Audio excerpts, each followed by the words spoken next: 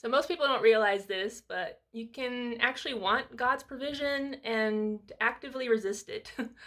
Not intentionally, of course, and not on purpose, but internally, it happens all the time, and more often than I care to admit. And that's because receiving requires something that feels very uncomfortable, and that is letting go of control. I know I'm a control freak. Um, Recovering control addict, I guess, coming into Christ. The Lord's been faithful to work on it, but it's still there. Because we think control keeps us safe, especially if you've grown up, you know, maybe in a narcissistic family or relationship or any kind of trauma. You know, you need a safe feeling, and control will give you that feeling even at your own detriment and resisting God's provision.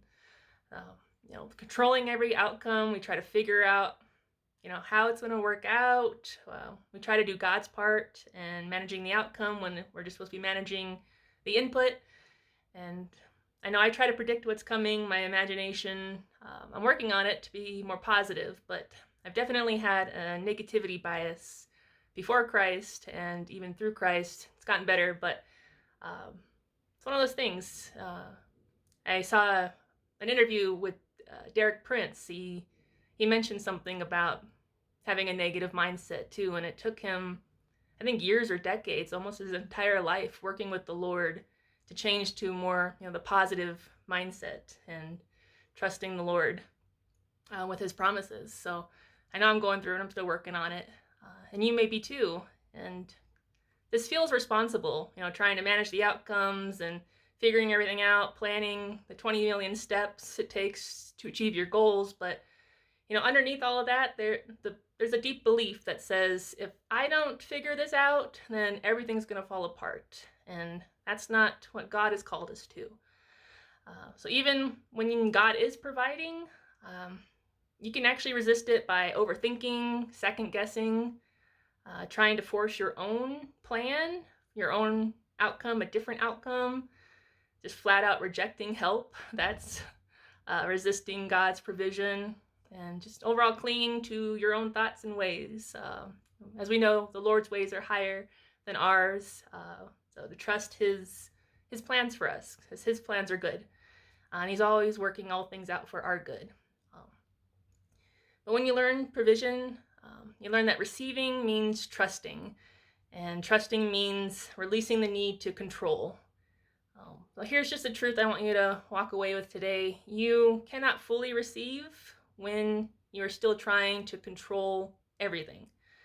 So at some point you have to decide, will I carry this, or will I trust God with it? Will I allow God to do what God has promised to do, while I just do my part? So, the more tightly you hold on, the harder it does become to receive from God, who's always receiving.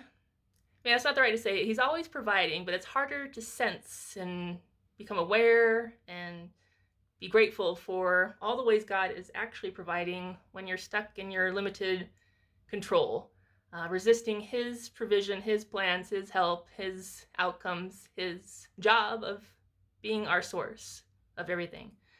So today I want you to ask yourself, where are you trying to control instead of trust God? And even ask the Holy Spirit to reveal, like, where you're overstepping your input into His outcome, His output. So it may just be an exploratory, journaling experience with the Lord, but He will help you point out exactly where you're controlling, especially as a recovering control freak. He's definitely helped me point out where my issues are, and we're working through them.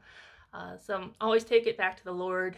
But if you maybe are a controlling kind of person as well, you have trust issues, safety issues from childhood or relationships, even adult relationships, you just have to take a step back and become aware of your own control issues and work on them. Only you can release control and trust God, and it's a practice. It takes time. I definitely didn't trust the Lord for the longest time. Even though we walk by faith, not by sight, your mind and your eyes, you still want to see the proof. So once you start reminding yourself that God's been providing, once you start seeing it, you can start releasing more of that control and trust Him more. So don't give yourself a hard time if you've been a control freak and you've been holding on and resisting provision. There's no condemnation. We're all learning here.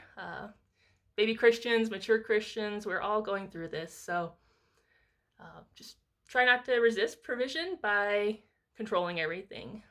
And again, go back to the Lord if you have control issues so He can point it out and help you heal from them. So thank you for watching today. I have more provision videos, and I'm going to be doing a 30-day series here coming up on seeing, receiving, and resting in God's provision. So I love you guys, and I'll see you in the next video.